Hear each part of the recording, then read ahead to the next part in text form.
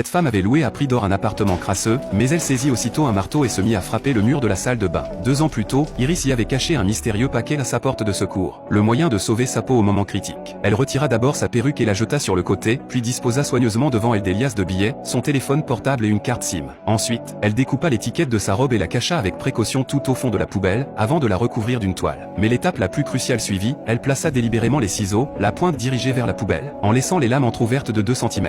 Une fois tout prêt, elle appela son amant policier. Elle lui demanda de l'aider à s'enfuir en sécurité, menaçant de l'impliquer s'il la laissait tomber. C'était là une autre de ses assurances. Heureusement, 2 années de relation n'avaient pas été vaines, l'homme l'informa qu'une unité d'intervention avait déjà été envoyée à son appartement, sur la place Santoriano. Les forces spéciales étaient donc déjà au pied de l'immeuble. Elle enfila son manteau à la hâtée, avant que le bâtiment ne soit encerclé, descendit au rez-de-chaussée. Au lieu de sortir par la porte principale, elle se glissa dans le petit débarras sous l'escalier. Le timing était parfait, une seconde de plus, et elle se serait fait cribler de balles. Quand les hommes armés défoncèrent la porte de son logement, elle avait déjà disparu. Elle s'enfonça jusqu'au fond du débarras et jeta sa robe dans un tonneau métallique, qu'elle remplit d'eau sale avant d'en emboîter un second par-dessus. Quand tout eut repris son aspect normal, elle ouvrit doucement la porte du fond. Encore une fois, juste à temps, la police arriva quelques secondes après son départ. Elle prit soin de refermer le cadenas derrière elle avant de se fondre dans la foule du défilé de chars fleuris. Mais à peine avait-elle tourné dans une ruelle qu'elle croisa 2 agents de patrouille. L'un d'eux l'interpella. C'était maintenant ou jamais, elle s'élança aussitôt dans le dédale des ruelles. Cependant, en débouchant sur la rue principale, elle tomba nez à nez avec un autre policier qui lui barrait la route. Avant qu'elle ait pu se relever, il l'avait déjà plaquée et entraînée dans une impasse déserte. Soupçonnée de meurtre, elle ne pouvait espérer aucune clémence de la police de l'île. Tandis que l'un faisait le guet, l'autre se déchaîna sur elle à coups de poing et de pied. Elle eut beau répéter qu'il s'agissait d'une erreur, plus elle niait, plus les coups pleuvaient. Si cela continuait, elle risquait d'y rester avant même d'atteindre le commissariat. Heureusement, le piège qu'elle avait préparé dans son appartement entra alors en action. La commissaire découvrit dans la poubelle des vêtements encore tièdes, et le paquet dissimulé dans le mur rempli de tenues neuves encore munies de leurs étiquettes prouvait que la suspecte s'était déguisée. L'officier, vif d'esprit, comprit qu'il suffisait de retrouver l'étiquette pour identifier la robe correspondante. Elle ordonna aussitôt à ses équipes de fouiller les environs. C'était la planche de salut d'Iris, et la commissaire coopéra involontairement à merveille. En scannant le code barre, ils identifièrent la robe, une tenue blanche à pois bleus, précisément celle qu'Iris avait jetée dans le tonneau. Le message fut immédiatement diffusé sur les ondes, la suspecte portait une robe blanche à pois bleus. Mais quand les agents chargés d'interroger Iris entendirent cette description et comparèrent avec la femme qu'ils détenaient, ils comprirent qu'ils s'étaient trompés de personne. Furieux, ils jurèrent en réalisant leur erreur. Ainsi, elle échappa une fois de plus, même si elle avait dû encaisser une sévère correction. Le danger immédiat était écarté, mais quitter cet endroit s'annonçait autrement plus difficile.